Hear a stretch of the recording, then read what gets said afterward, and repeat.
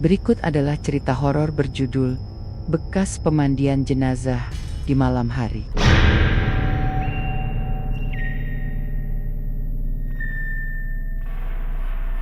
Namaku Rina, usiaku 25 tahun. Aku tinggal di sebuah desa kecil yang damai, bernama Desa Ngerencak, di daerah Rembang, Jawa Tengah. Desa kami masih kental dengan tradisi dan kepercayaan lama. Meskipun sekarang banyak warga yang sudah modern, tapi ritual-ritual tetap dilakukan seperti dulu.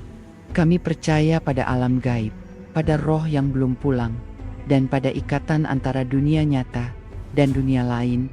Beberapa hari lalu, tetanggaku meninggal. Pak Kasno, lelaki tua yang dikenal pendiam dan jarang bergaul. Ia tidak punya keluarga dekat, hanya ada saudara jauh yang datang dari luar desa untuk mengurus pemakaman, sebagaimana adat di sini. Jenazah dimandikan di halaman rumah di bawah langat terbuka, dengan doa-doa yang dibacakan oleh tim pemandi, termasuk pamanku, Pak Marno. Salah satu dari mereka, aku membantu sedikit dalam persiapan makanan untuk tetamu, tapi aku tidak masuk ke bagian mandi jenazah. Aku hanya melihat dari kejauhan. Saat itu siang, matahari bersinar cerah, tidak ada yang aneh.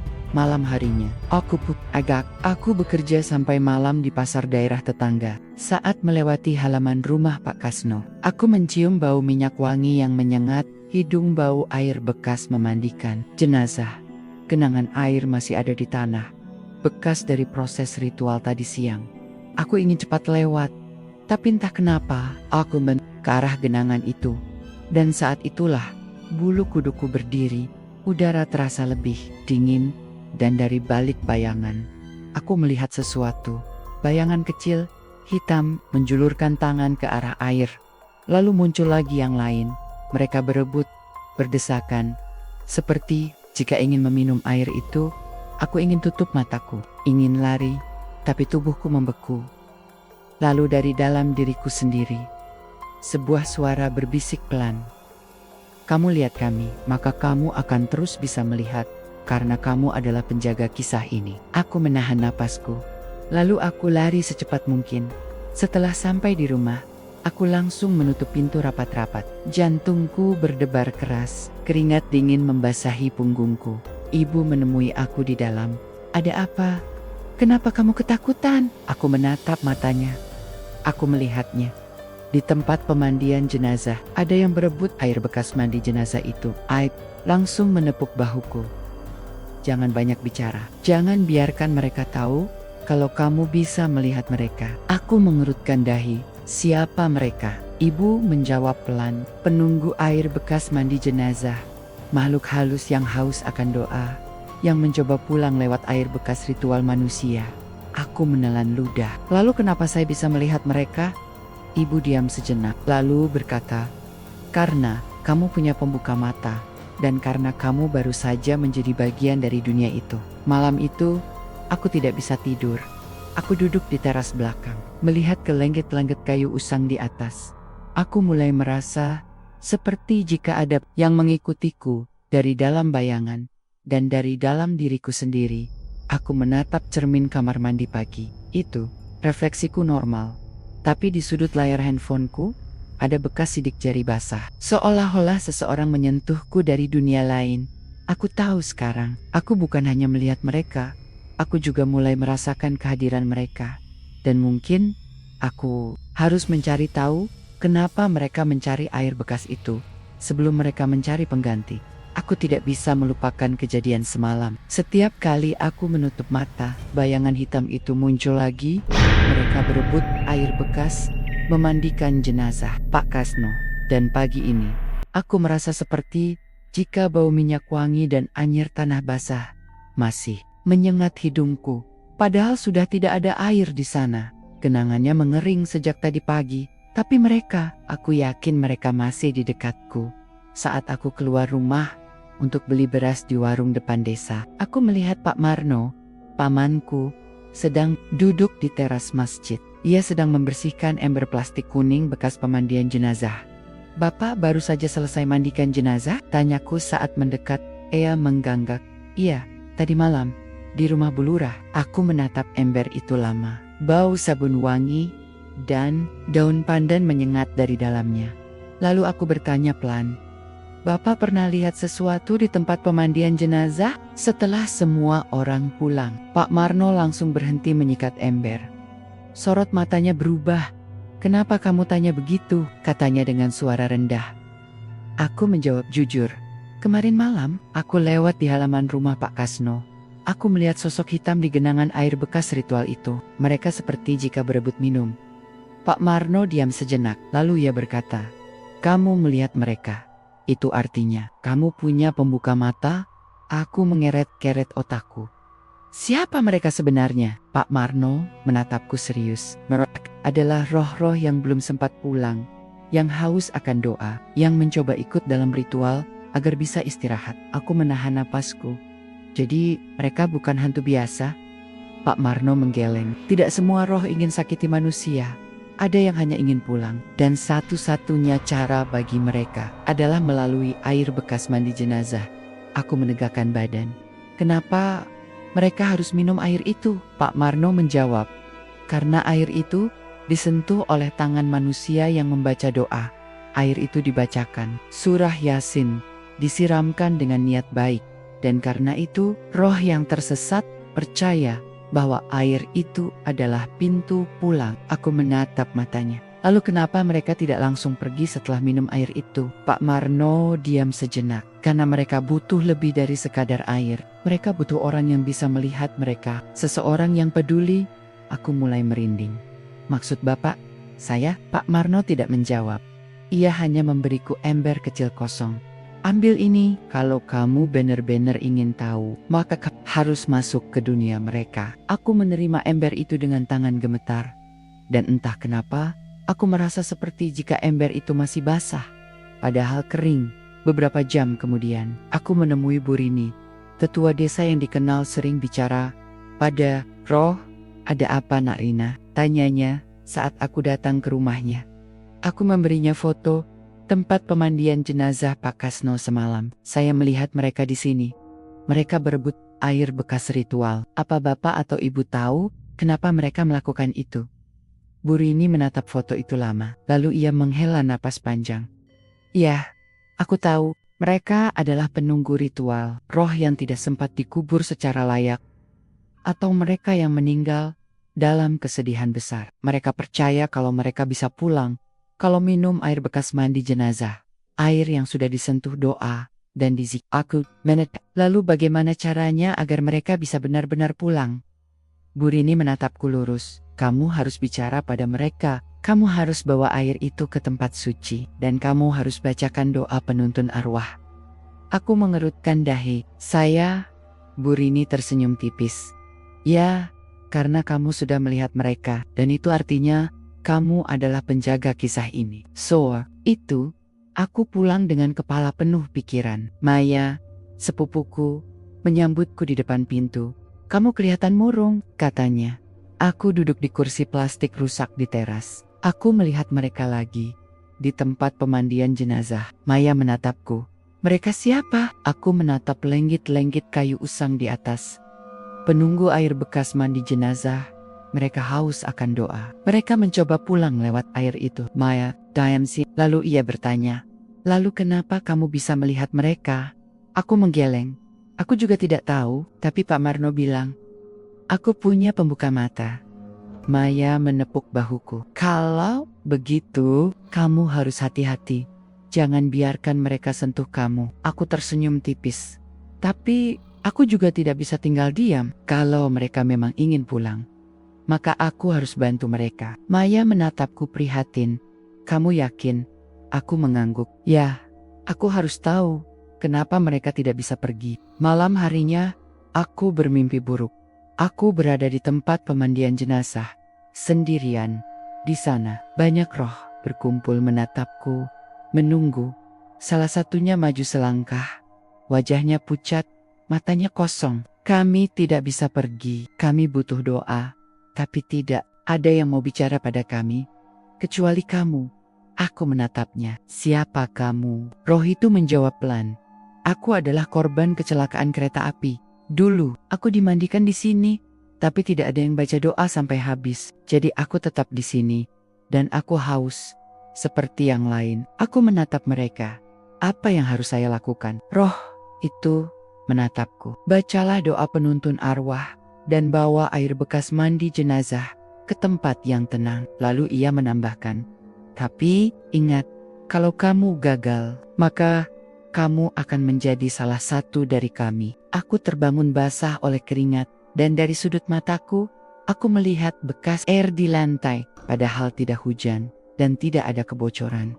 Aku menatapnya lama lalu kutilu Sherry. Bekas air itu, ia mengarah ke halaman belakang rumah, di mana genangan air bekas hujan semalam masih ada. Dan di sanalah aku melihatnya, sebuah bayangan putih berdiri di genangan itu, menatapku, menunggu. Aku menatap langit-langit kayu usang di atas, lalu berbisik dalam hati, ini baru permulaan. Aku tidak bisa mengabaikan bekas air di halaman belakang, bukan karena banyaknya, tapi karena bentuknya. Genangan itu membentuk lingkaran kecil, seperti jika sengaja dibuat oleh sesuatu atau seseorang. Aku menatapnya lama, lalu kutuangkan air doa dari ember kecil yang kuterima dari Pak Marno. Ya Allah, Tuhan yang Maha Pengasih lagi penyayang, bawalah jiwa yang tersesat pulang. Air itu menyembur pelan saat mengenai genangan, dan dari dalamnya sebuah kabut putih naik perlahan, tidak panas, tapi menusuk kulit. Lalu dari balik kabut itu, berdirilah sosok wanita muda berbaju putih usang, matanya kosong, tapi sorotnya penuh kerinduan.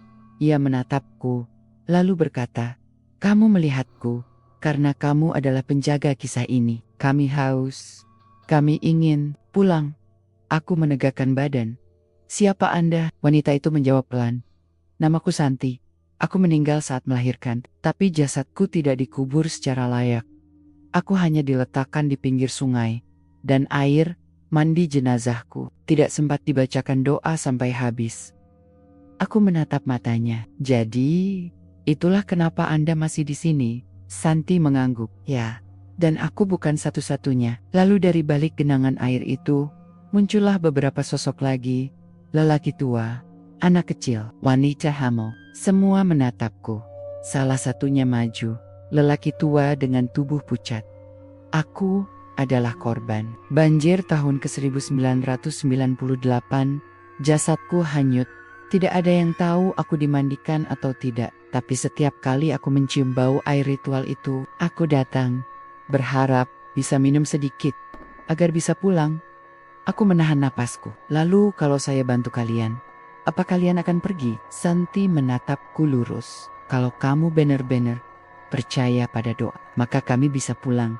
Tapi kalau kamu ragu, maka kamu akan menjadi salah satu dari kami. Esok paginya, aku menemui Mbah Dalijo, dukun desa yang dikenal, bisa melihat dunia gaib. Ada apa nak? Tanyanya saat aku masuk ke rumahnya. Aku memberinya catatan tentang tempat pemandian jenazah Pak Kasno dan air bekas ritual itu. Saya melihat mereka, roh-roh yang berebut air bekas memandikan jenazah. Apa Bapak tahu kenapa mereka melakukan itu? Mbah Dalijo diam sejenak, lalu ia berkata, iya, mereka adalah roh yang tidak punya tempat tinggal. Mereka tidak dikubur secara layak, atau tidak sempat mendapat doa penutup. Aku mengerat-kerat otak. Lalu, bagaimana cara membawa mereka pulang? Mbah Dalijo mengambil sebuah botol kecil dari lemari kayu usangnya. Bawa air ini ke tempat pemandian jenazah. Ini adalah air doa yang telah dibacakan surah Yasin selama 7 hari. Minumlah bersama mereka dan bacakan doa penuntun arwah. Ak menatap botol itu. Kenapa harus saya? Mbah Dalijo menatapku serius. Karena kamu sudah bisa melihat mereka. Kamu adalah penghubung antara dunia nyata dan dunia gaib. Aku menghela napas panjang. Beberapa jam kemudian, aku kembali ke tempat pemandian jenazah Pak Kasno. Aku membawa ember kecil dan botol air doa dari Mbah Dalijo. Udara terasa lebih dingin dari biasanya. Bau anyir tanah basah menyengat hidung. Di sudut mataku, bayangan hitam mulai muncul. Aku meletakkan ember di tengah genangan air bekas ritual. Lalu kutuangkan air doa dari Mbah Dalijo. Lalu, aku mulai membaca di zikir pelindung. Subhanallah, walhamdulillah, Wala ilaha illallah. Wallahu akbar. Angin bertiup pelan. Daun-daun berguguran meskipun tidak ada badai. Dan dari dalam genangan, bayangan itu muncul lagi Santi. Lelaki tua dari banjir. Anak kecil yang dulu hilang di sawah. Dan beberapa roh lainnya. Mereka semua menatapku. Menunggu. Aku menatap mereka. Saya akan bantu kalian. Tapi tolong, biarkan saya tetap manusia. Lalu, aku membuka Al-Quran. Mulai membaca surah Yasin. Ya, si wa Al-Quranil Hakim. Cahaya putih menyelimuti tubuhku. Udara hangat menyusup masuk. Dan dari dalam air, roh-roh itu mulai mendekat. Membenamkan tangannya ke dalam ember. Mereka meminum air itu. Perlahan, satu persatu. Setelah selesai membaca surah Yasin, aku mata. Lalu kutambahkan doa penyerahan jiwa. Ya Allah, izinkan mereka istirahat. Jangan biarkan mereka terus tersesat, karena mereka juga hamba-Mu, dan mereka juga butuh ketenangan. Air dalam ember mulai mengering, dan dari balik kabut putih, Santi menatapku. Terima kasih Rina, kamu baik sekali, dan kamu adalah penjaga kisah ini. Lalu ia menghilang, disusul yang lainnya. Aku pulang ke rumah dengan kepala pusing. Maya langsung menyambutku. Kamu kelihatan lelah, katanya prihatin. Aku tersenyum tipis. Saya berhasil, mereka semua bisa pulang. Maya menatapku lama. Tapi kamu sendiri, kamu baik-baik saja? Aku menatap cermin kamar mandi. Tampak normal, tapi di sudut layar handphoneku ada bekas sidik jari basah, seolah-olah seseorang menyentuh layar itu dari dunia lain. Aku menatap Maya. Mungkin saya belum sepenuhnya aman. Malam itu, aku bermimpi lagi. Aku berada di dalam hutan. Di sana, banyak ember plastik kuning berjejer. Semuanya berisi air bekas mandi jenazah. Dan di setiap ember, berdirilah roh-roh yang haus. Salah satunya maju selangkah. Wajahnya mirip denganku. Kamu bebaskan mereka, tapi kamu juga semakin dekat dengan kami. Karena kamu adalah penjaga kisah ini. Dan suatu hari nanti, kamu akan menjadi seperti kami. Aku terbangun basah oleh keringat. Dan di cermin kamarku, refleksiku tampak normal. Tapi di belakangku, ada bekas tapak kaki basah di lantai. Seolah seseorang kecil baru saja lewat. Aku menatap langit-langit kayu usang di atas. Lalu berbisik dalam hati, ini belum selesai. Aku tidak bisa tidur nyenyak setelah kejadian kemarin malam. Meskipun roh-roh itu sudah pergi, aku masih merasakan sesuatu yang mengikutiku. Bau anyir, air wangi, dan minyak doa menyengat hidungku meskipun sudah pagi. Dan dari sudut mataku melihat bekas genangan air di lantai kamar. Padahal tidak ada hujan, tidak ada kebocoran, hanya bekas langkah basah dari sesuatu atau seseorang yang mungkin baru saja lewat. Pagi itu, aku menemui Pak Marno lagi di masjid. Ia sedang membetulkan ember plastik kuning bekas pemandian jenazah. Bapak, kemarin malam saya bantu mereka, kataku pelan. Ia menatapku serius, membaca surah Yasin dan doa penuntun arwah. Aku mengangguk, ya, dan mereka semua akhirnya menggelang. Pak Marno diam sejenak, lalu berkata, kamu pikir mereka pergi selamanya? Tidak semudah itu Rina. Setiap kali ada jenazah yang dimandikan, mereka akan datang lagi. Dan kalau kamu bisa melihat mereka, maka kamu adalah target mereka. Aku menegakkan badan. Lalu bagaimana caranya agar mereka tidak terus mencariku?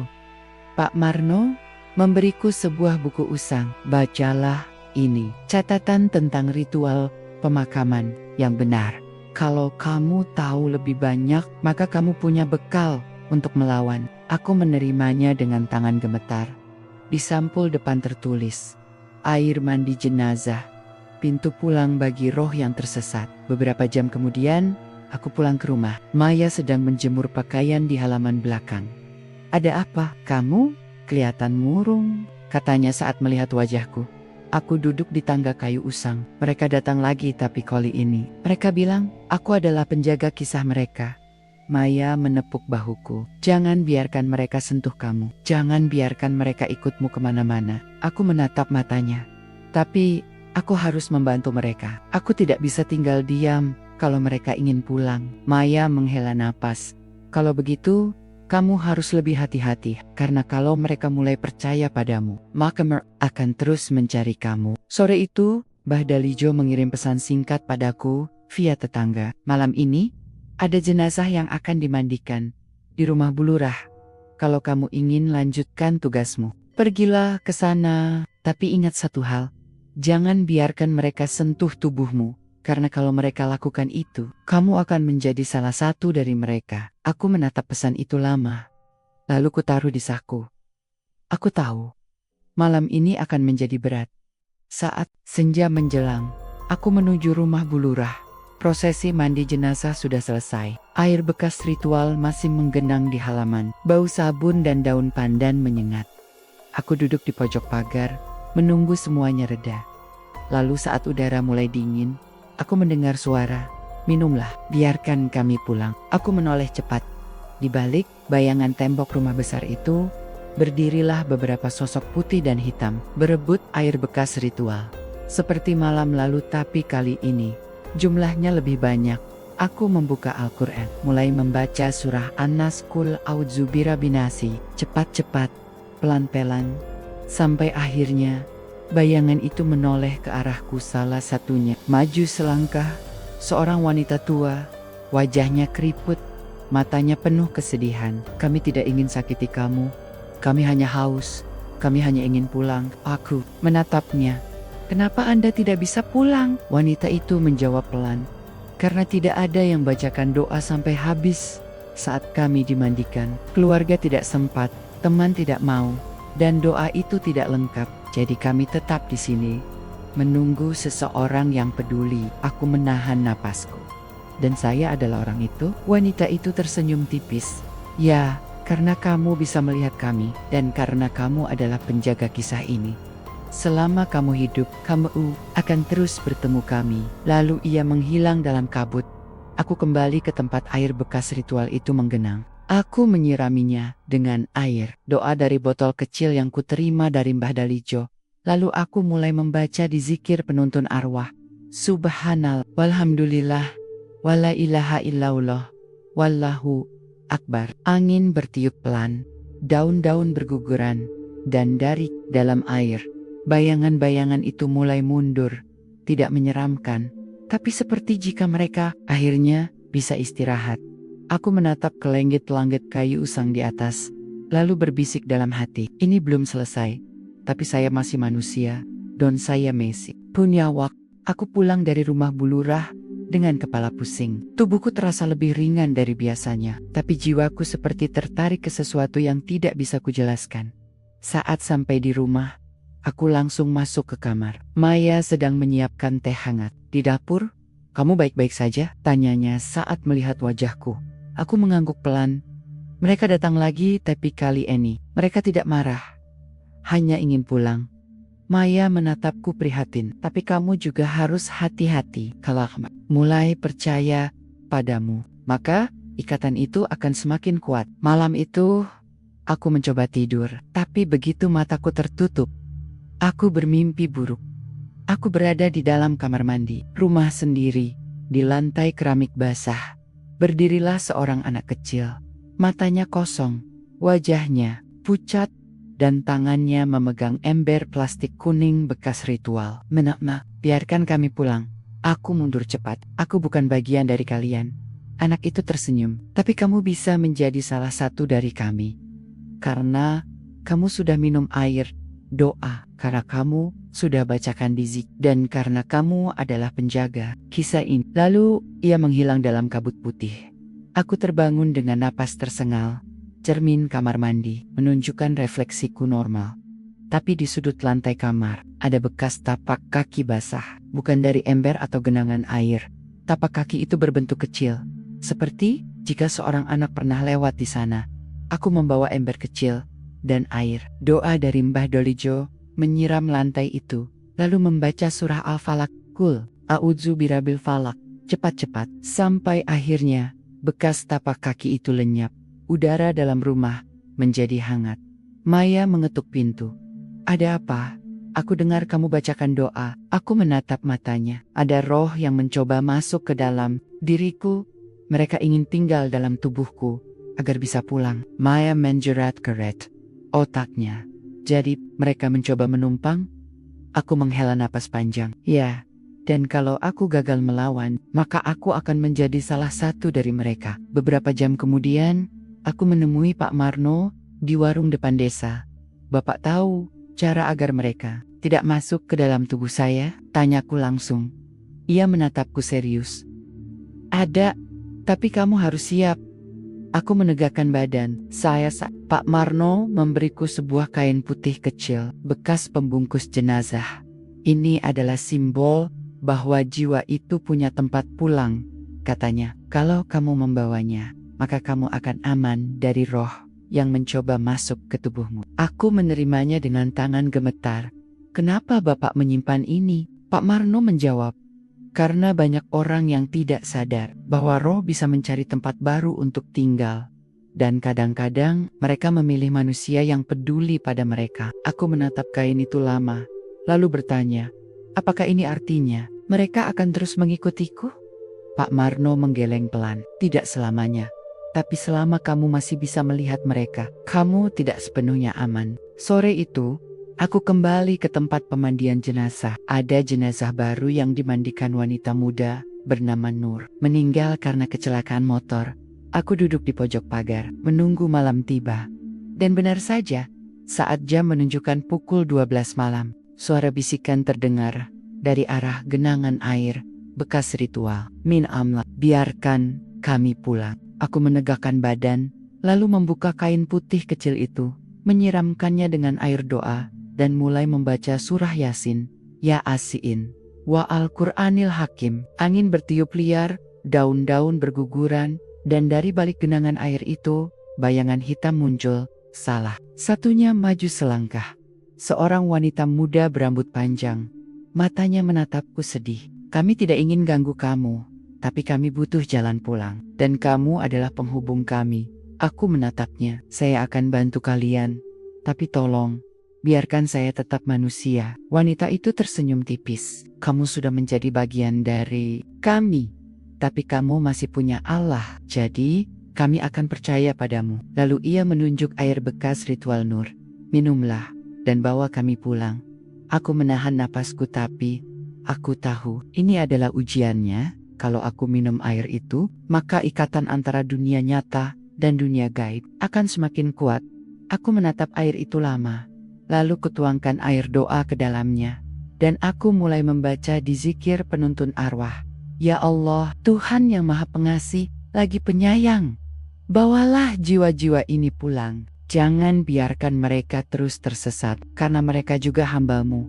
Dan mereka juga butuh ketenangan. Air itu mulai mengering. Bayangan-bayangan itu mendekat, membenamkan tangannya ke dalam air. Dan dari balik bayangan, wanita muda itu menatapku. Terima kasih, Rina. Kamu beda dari yang lain, karena kamu mau membaca doa untuk kami. Karena itu, kamu adalah penjaga kisah ini. Lalu ia menghilang bersama yang lainnya. Aku pulang ke kontrakan dengan rasa lega. Tapi, saat sampai di kamar, aku merasa ada yang aneh. Aku menatap cermin kamar mandi, refleksiku tampak normal. Tapi di belakangku, ada sosok anak kecil menatapku dari balik cermin. Lalu berkata, kamu baik sekali, kami percaya padamu. Tapi hari nanti, kami akan kembali. Karena kamu adalah penjaga kisah ini, dan kamu adalah milik kami. Aku menoleh cepat, tapi tidak ada siapa-siapa. Aku menutup mata, dan kuteguk air. Doa itu, aku tahu sekarang, aku bukan hanya penjaga kisah. Aku juga mulai menjadi penghubung antara dunia nyata dan dunia gaib. Dan entah sampai kapan, aku harus terus melawan mereka, agar mereka tidak ambil tubuhku sebagai tempat tinggal terakhir. Aku tidak bisa lari dari mereka. Setelah semalam membantu roh-roh itu pulang dengan membacakan doa di tempat pemandian jenazah Nur, aku merasa seperti jika bagian dari diriku juga ikut pergi bersama mereka. Dan pagi ini, aku melihat bekas air menggenang lagi di depan pintu kamar mandi. Padahal aku tidak menumpahkan apa-apa dan tidak ada kebocoran. Aku menatap genangan itu lama, lalu kutuangkan air doa dari botol kecil yang selalu kubawa. Subhanallah, walhamdulillah, Wala ilaha illallah, wallahu akbar. Cepat-cepat sampai akhirnya genangan itu menghilang. Tapi dari dalam diriku sendiri, aku mendengar suara tangisan pelan, seolah seseorang kecil sedang menangis dalam tubuhku. Beberapa jam kemudian, aku menemui Mbah Dalijo di rumahnya. Ia sedang duduk di bawah pohon randu tua, memetik daun sirih satu persatu. "Kamu datang lagi?" tanyanya tanpa menoleh. Aku duduk di seberangnya. Saya masih merasakan mereka. Pak Vincent, saya bantu mereka pulang. Mbah Dalijo menatapku serius. "Itu artinya ikatan itu mulai masuk ke dalam jiwa kamu." Aku mengerutkan dahi. "Ikatan apa?" Ia menjawab. "Air bekas mandi jenazah bukan cuma tempat mereka berebut minum. Itu adalah simbol pertemuan antara dunia nyata dan dunia gaib. Dan kalau kamu sudah menyentuhnya, maka kamu tidak akan bisa lepas dari mereka." Aku menahan napasku. "Jadi, saya harus terus melakukan ini, harus terus bantu mereka?" Mbah Dalijo mengangguk pelan. "Ya, selama kamu hidup, kamu adalah penjaga kisah mereka." Sore itu, aku pergi ke pasar untuk beli bahan-bahan doa tambahan. Maya menemaniku. "Ada apa? Kamu kelihatan cemas," katanya saat kami berjalan. Aku menatap lengket-lengket toko kelontong. Aku masih dengar suara mereka. Tapi kali ini, dari dalam diriku sendiri. Maya diam sejenak, lalu bertanya, "Kamu yakin kamu masih manusia?" Aku tersenyum tipis.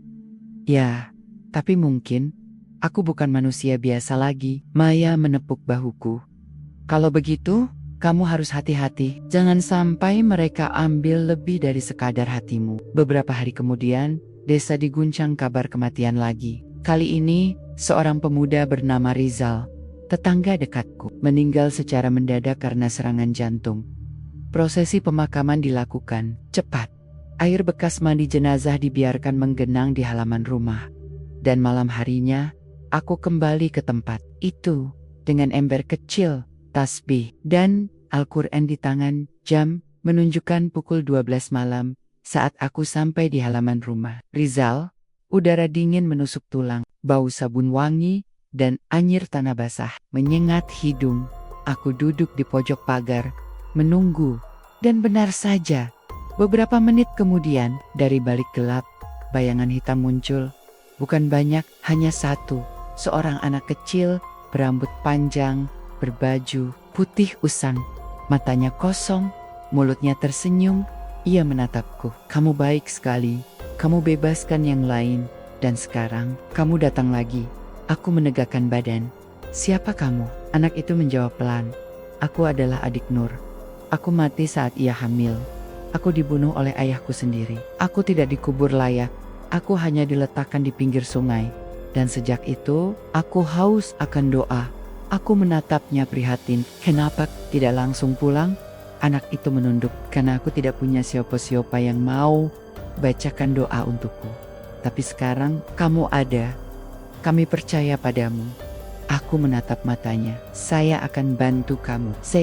Lalu aku meletakkan ember kecil di tengah, genangan air bekas ritual, menyiramkannya dengan air doa, lalu mulai membaca surah Yasin, Ya Asiin, wa Al-Quranil Hakim. Angin bertiup pelan, daun-daun berguguran, meskipun tidak ada badai. Dan dari dalam air, bayangan anak kecil itu mulai mendekat, menjulurkan tangan, menyentuh air.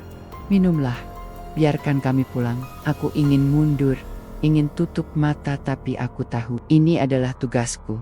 Aku menatap air itu lama, lalu kutuangkan air doa ke dalamnya.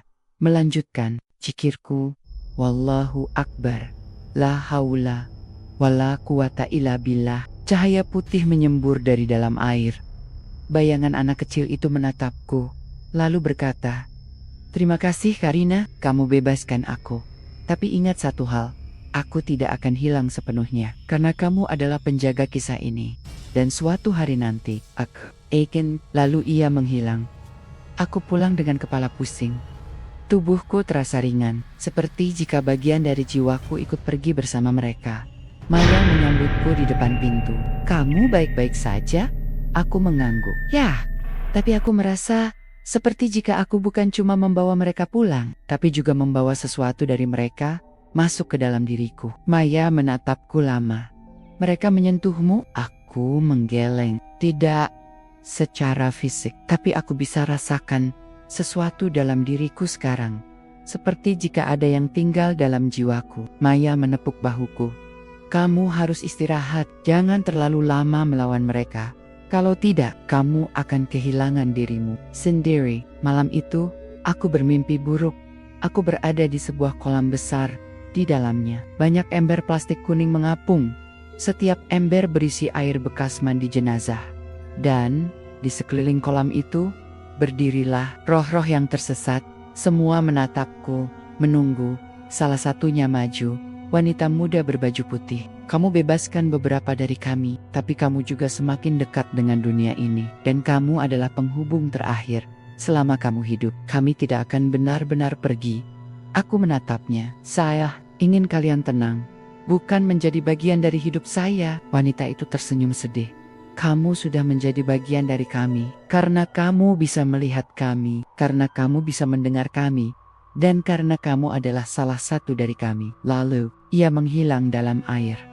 Aku terbangun basah oleh keringat, napasku tersengal. Aku menatap cermin kamar mandi. Refleksiku tampak normal, tapi di sadit layar handphoneku ada bekas sidik jari basah milik anak kecil.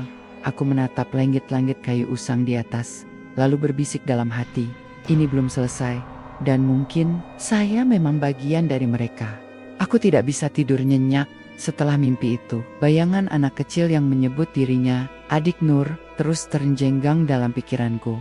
Ia bilang ia percaya padaku, tapi ia juga berkata bahwa aku adalah penjaga kisah mereka. Dan entah kenapa, aku merasa seperti jika bagian dari mereka tinggal dalam diriku sekarang. Pagi itu, aku pergi ke pasar untuk membeli bahan doa tambahan. Maya menemaniku. Ia tahu, aku sedang gelisah. Ada apa? Tanyanya saat kami melewati jalan desa yang basah oleh embusan angin pagi. Aku menatap matanya. Aku masih mendengar suara mereka, bahkan di siang hari. Maya diam sejenak. APA, yakin kamu masih manusia? Aku tersenyum tipis. Ya, tapi mungkin bukan manusia biasa lagi. Beberapa jam kemudian, aku menemui Mbah Dalijo di rumahnya. Ia sedang membaca mantra dalam bahasa Arab campur Jawa kuno. Kamu datang lagi? Tanyanya tanpa menoleh.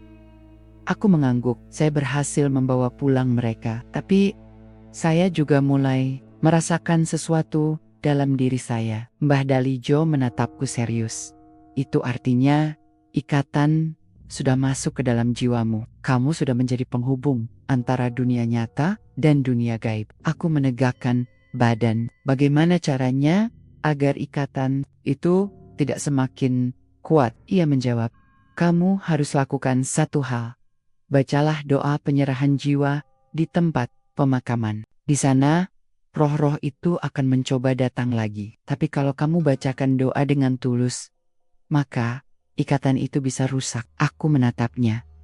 Dan kalau gagal, Mbah Dalijo menatapku lurus. Kalau gagal, maka kamu akan menjadi salah satu dari mereka. Aku menelan ludah. Saya siap. Sore itu, aku menuju pemakaman desa, tempat Rizal dikubur beberapa hari lalu. Aku membawa ember kecil, air doa, dan Al-Quran. Udara di sana lebih dingin dari biasanya. Bau anyir tanah basah menyengat hidung. Burung-burung tidak berkicau, angin tidak bergerak. Aku duduk di dekat kuburan Rizal, menyiramkan air doa ke tanah, lalu mulai membaca surah Yasin, Ya Asiin, wa Al-Quranil Hakim. Angin mulai bertiup pelan, daun-daun berguguran meskipun langit cerah. Dan dari balik kuburan Bayonggen putih, muncul anak kecil itu, adik Nur. Ia menatapku dengan pandangan sedih. Kenapa kamu ingin hancurkan ikatan ini? Aku menjawab tenang. Agar kamu bisa istirahat. Agar kamu tidak terus mencari pengganti. Anak itu menunduk. Tapi aku tidak ingin pergi. Aku sudah nyaman bersamamu. Karena kamu peduli. Aku menatapnya. Saya peduli pada semua kalian. Tapi saya juga harus tetap manusia. Lalu dari balik kuburan lain, roh-roh lain mulai muncul. Wanita tua, lelaki tua, anak-anak, semua menatapku. Salah satunya maju. Selangkah, seorang lelaki dengan tubuh pucat. Kami tidak punya siapa-siapa. Tidak ada yang ingat pada kami. Tidak ada yang baca doa untuk kami. Kamu adalah satu Satania yang mau bicara pada kami. Jadi, biarkan kami tinggal dalam dirimu. Aku menatap mereka. Saya tidak bisa. Saya masih punya keluarga, masih punya dunia nyata. Lalu, aku melanjutkan zikirku. Wallahu Akbar. Laula wala. Bata. Iyabiyya. Cahaya putih menyembur dari dalam tanah. Bayangan hitam mundur perlahan. Tapi anak kecil itu tidak. Ia menatapku lama. Lalu berkata, kamu bebaskan kami. Tapi kamu tidak bisa lari dari takdirmu. Karena kamu adalah penjaga kisah ini. Dan kamu adalah milik kami. Lalu ia menghilang dalam kabut. Beberapa menit kemudian, udara menjadi hangat. Bau anyir darah menghilang. Aku menatap kuburan Rizal. Di atasnya, bekas air bekas doa mulai mengering. Aku menatap langit-langit kayu usang di kontrakan sore itu. Lalu kutemukan sesuatu di lantai kamarku. Sebuah bekas tapak kaki kecil, basah. Seperti jika anak kecil baru saja lewat. Aku menatapnya lama. Lalu kutuangkan air doa ke atasnya. Lagi-lagi, cahaya putih menyelimuti ruangan. Tapak kaki itu lenyap. Tapi dari dalam diriku, aku mendengar suara bisikan pelan. Kami masih di sini. Aku menutup mata, lalu berbisik dalam hati. Saya tahu, dan kalau kamu benar-benar ingin lepas dari mereka, maka kamu harus bicara pada yang terakhir. Aku menatap matanya. Yang terakhir siapa? Pak Marno diam sejenak, lalu berkata, yang terakhir adalah ibu yang meninggal saat melahirkan. Iya, dibiarkan begitu saja.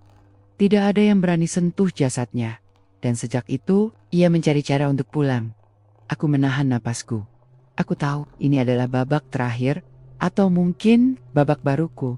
Beberapa jam kemudian, aku menuju pemakaman tua di ujung desa. Tempat itu sunyi. Tidak ada warga yang berani datang karena angker. Udara dingin menusuk kulit. Burung hantu tidak terbang di sini. Kodok tidak berbunyi. Hanya angin pelan yang berbisik. Aku sampai di sebuah kuburan kecil di Beita Nizania. Tertulis, di sini istirahat jiwa yang tersesat. Ibu muda yang tidak sempat pulang. Aku duduk di depannya, menyiram tanah dengan air doa. Lalu mulai membaca surah Ar-Rahman, Ar-Rahmanu, Alama, Al-Quran. Angin bertiup liar, daun-daun berguguran. Meskipun tidak ada badai. Dan dari balik kabut, berdirilah seorang wanita muda. Matanya kosong, wajahnya pucat, tapi sorotnya tidak amarah, hanya sedih. Kamu datang lagi? Aku menatapnya. Saya datang untuk membawa Anda pulang. Wanita itu menunduk. Aku tidak punya rumah lagi. Aku hanya punya doa yang dibacakan oleh orang asing. Aku menegakkan badan. Siapa namamu? Ia menjawab pelan. Aku adalah Siti. Aku mati saat melahirkan. Tidak ada yang mau ambil jasadku. Anakku juga tidak dikubur secara layak. Jadi aku tinggal di sini, menunggu seseorang yang peduli. Aku menatapnya lama. Saya peduli dan saya akan bantu Anda dan anak Anda pulang. Lalu aku meletakkan kain putih kecil dari Pak Marno di atas kuburan, menyiramnya dengan air doa. Lalu mulai membaca di zikir penuntun arwah. Subhanallah, walhamdulillah, wala ilaha illallah, wallahu akbar. Cepat-cepat, pelan-pelan, sampai akhirnya bayangan hitam muncul dari balik kuburan. Seorang bayi kecil berada di pangkuan Siti, menatapku dengan mata yang sama. Terima kasih, Kak Rina, kamu bebaskan kami. Kami tidak perlu mencari lagi. Karina, kamu baik sekali. Aku menatap mereka. Sekarang, pergilah. Jangan tinggal di dunia ini lagi. Siti menatapku lama, lalu berkata, kami percaya padamu, Karina. Tapi ingat satu hal. Kamu sudah melihat dunia ini. Dan selama kamu hidup, kamu akan terus dipanggil. Karena kamu adalah penjaga kisah ini. Dan suatu hari nanti, kamu akan kembali ke sini untuk menyelamatkan yang lain. Lalu ia dan bayinya menghilang dalam cahaya putih. Aku pulang ke kontrakan sore itu. Maya langsung menyambutku. Bagaimana? Tanyanya prihatin. Oko tersenyum tipis. Mereka semua pergi. termasuk Siti dan bayinya. Maya menatapku. Tapi kamu kelihatan sangat lelah. Aku menghela napas panjang. Karena bagian dari mereka tinggal dalam diriku. Maya menepuk bahuku. Kalau begitu, kamu harus istirahat. Jangan biarkan mereka mengikutimu lagi. Aku menggeleng pelan. Aku tidak bisa, aku sudah menjadi bagian dari mereka. Beberapa hari berlalu, aku mulai menulis semua kisah ini. Dari awal aku melihat mereka, sampai malam terakhir di pemakaman tua, aku ingin semua orang tahu bahwa air bekas mandi jenazah bukan hanya genangan biasa, bahwa roh-roh yang tersesat mencoba pulang lewat air itu, dan bahwa mereka butuh seseorang yang peduli. Dan entah kenapa, setiap kali aku mengetik cerita ini, aku mendengar suara bisikan dari belakang kursiku. Kami pulang, tapi kami tidak akan lupa padamu. Karena kamu adalah penjaga kisah ini, dan kamu adalah salah satu dari kami. Aku menatap layar laptop lama, lalu kututup file itu. Aku tahu, aku tidak bisa tinggal diam. Suatu malam, aku bermimpi lagi, aku berada di tengah hutan. Di sana, banyak ember plastik kuning berjejer. Setiap ember berisi air bekas ritual. Dan di sekelilingnya, berdirilah semua roh yang pernah kulawan. Melati, Ranti, Neneng, Pras, anak kecil dari banjir, dan Siti serta bayinya. Mereka menatapku, kamu bebaskan kami. Tapi kamu juga harus tahu satu hal, kamu adalah penggantinya. Karena kamu adalah penjaga kisah ini. Selama kamu hidup, kamu akan terus melawan. Selama kamu hidup, kamu akan terus melihat kami. Aku terbangun basah. Aleh keringet, aku menatap cermin kamarku. Refleksiku tampak normal. Tapi di sudut layar handphoneku, ada bekas sidik jari basah. Seperti jika seseorang menyentuhnya dari dunia lain. Aku menatap langit-langit, kayu usang di atas, lalu berbisik dalam hati. Saya manusia, tapi saya juga mulai menjadi bagian dari mereka. Aku pulang ke rumah dengan kepala pusing. Tapak kaki kecil itu sudah menghilang setelah kutuangkan air doa. Tapi aku masih bisa merasakan sesuatu dalam diriku. Mereka tidak sepenuhnya pergi, hanya mundur. Tapi mereka tidak akan lama-lama absen. Pagi itu, aku menemui Pak Marno di masjid. Ia sedang membersihkan ember plastik kuning bekas ritual pemakaman semalam. Bapak, saya merasa seperti jika bagian dari mereka tinggal dalam tubuh saya, kataku pelan. Ia menatapku serius. Itu artinya ikatan itu sudah menyentuhmu. Kamu bukan cuma melihat mereka, kamu juga mulai menjadi bagian dari mereka. Aku badan. Lalu bagaimana caranya agar mereka benar-benar hilang dari diriku? Pak Marno memberiku sebuah kain putih kecil, bekas pembungkus jenazah Nur. Ambil ini adalah simbol bahwa jiwa itu punya tempat pulang. Dan kalau kamu membawanya saat membaca doa, maka kamu bisa memutus hubungan gaib yang tersisa. Aku menerimanya dengan tangan gemetar. Saya harus kemana lagi? Pak Marno menjawab. Kamu harus ke tempat pemakaman tua di ujung desa. Di sana banyak roh yang belum sempat dikubur layak. Dan kalau kamu benar-benar ingin lepas dari mereka, maka kamu harus bicara pada yang terakhir. Aku menatap matanya. Yang terakhir siapa? Pak Marno diam sejenak, lalu berkata, yang terakhir adalah ibu yang meninggal saat melahirkan. Iya, dibiarkan begitu saja. Tidak ada yang berani sentuh jasadnya. Dan sejak itu, ia mencari cara untuk pulang. Aku menahan napasku. Aku tahu ini adalah babak terakhir, atau mungkin babak baruku. Beberapa jam kemudian, aku menuju pemakaman tua di ujung desa. Tempat itu sunyi. Tidak ada warga yang berani datang karena angker. Udara dingin menusuk kulit. Burung hantu tidak terbang di sini. Kodok tidak berbunyi. Hanya angin pelan yang berbisik. Aku sampai di sebuah kuburan kecil di Bitanizania. Tertulis, di sini istirahat jiwa yang tersesat. Ibu muda yang tidak sempat pulang. Aku duduk di depannya, menyiram tanah dengan air doa. Lalu mulai membaca surah Ar-Rahman, Ar-Rahmah, Anu, Alama, Al-Quran. Angin bertiup liar, daun-daun berguguran. Meskipun tidak ada badai. Dan dari balik kabut, berdirilah seorang wanita. Muda, matanya kosong, wajahnya pucat, tapi sorotnya tidak amarah, hanya sedih. Kamu datang lagi. Aku menatapnya. Saya datang untuk membawa Anda pulang. Wanita itu menunduk. Aku tidak punya rumah lagi. Aku hanya punya doa yang dibacakan oleh orang asing. Aku menegakkan badan. Siapa namamu? Ia menjawab pelan. Aku adalah Siti. Aku mati saat melahirkan. Tidak ada yang mau ambil jasadku. Anakku juga tidak dikubur secara layak. Jadi aku tinggal di sini, menunggu seseorang yang peduli. Aku menatapnya lama. Saya peduli. Dan saya akan bantu Anda dan anak Anda pulang. Lalu aku meletakkan kain putih kecil dari Pak Marno di atas kuburan, menyiramnya dengan air doa, lalu mulai membaca di zikir penuntun arwah. Subhanallah, walhamdulillah, wala ilaha illallah, wallahu akbar. Cepat-cepat, pelan-pelan, sampai akhirnya bayangan hitam muncul dari balik kuburan. Seorang bayi kecil berada di pangkuan Siti, menatapku dengan mata yang sama. Terima kasih Karina, kamu bebaskan kami. Kami tidak perlu mencari lagi, karena kamu baik sekali. Aku menatap mereka. Sekarang, pergilah. Jangan tinggal di dunia ini lagi. Siti menatapku lama, lalu berkata, kami percaya padamu Karina, tapi ingat satu hal, kamu sudah melihat dunia ini, dan selama kamu hidup, kamu akan terus dipanggil. Karena kamu adalah penjaga kisah ini, dan suatu hari nanti, kamu akan kembali ke sini untuk menyelamatkan yang lain. Lalu ia dan bayinya menghilang dalam cahaya putih. Aku pulang ke kontrakan sore itu. Maya langsung menyambutku.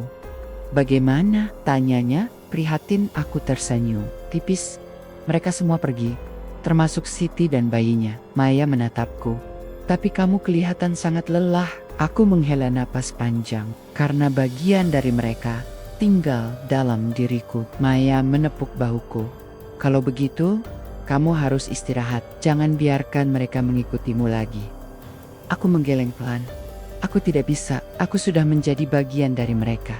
Beberapa hari berlalu, aku mulai menulis semua kisah ini. Dari awal aku melihat mereka, sampai malam terakhir di pemakaman tua, aku ingin semua orang tahu bahwa air bekas mandi jenazah bukan hanya genangan biasa, bahwa roh-roh yang tersesat mencoba pulang lewat air itu, dan bahwa mereka butuh seseorang yang peduli. Dan entah kenapa, setiap kali aku mengetik cerita ini, aku mendengar suara bisikan dari belakang kursiku. Kami pulang, tapi kami tidak akan lupa padamu, karena kamu adalah penjaga kisah ini, dan kamu adalah salah satu dari kami. Aku menatap layar laptop lama, lalu kututup file itu. Aku tahu, aku tidak bisa tinggal diam. Suatu malam, aku bermimpi lagi. Aku berada di tengah hutan. Di sana, banyak ember plastik kuning berjejer. Setiap ember berisi air bekas ritual. Dan di sekelilingnya, berdirilah semua roh yang pernah kulawan. Melati, Ranti, Neneng, Pras, anak kecil dari banjir, dan Siti serta bayinya. Mereka menatapku. Kamu bebaskan kami. Tapi kamu juga harus tahu satu hal. Kamu adalah penggantinya. Karena kamu adalah penjaga kisah ini. Selama kamu hidup, kamu akan terus melawan. Selama kamu hidup, kamu akan terus melihat kami. Aku terbangun basah. Aleh keringat. Aku menatap cermin kamarku. Refleksiku tampak normal. Tapi di sudut layar, handphoneku, ada bekas sidik jari basah. Seperti jika seseorang menyentuhnya dari dunia lain. Aku menatap langit-langit, kayu usang di atas, lalu berbisik dalam hati, saya manusia, tapi saya juga mulai menjadi bagian dari mereka.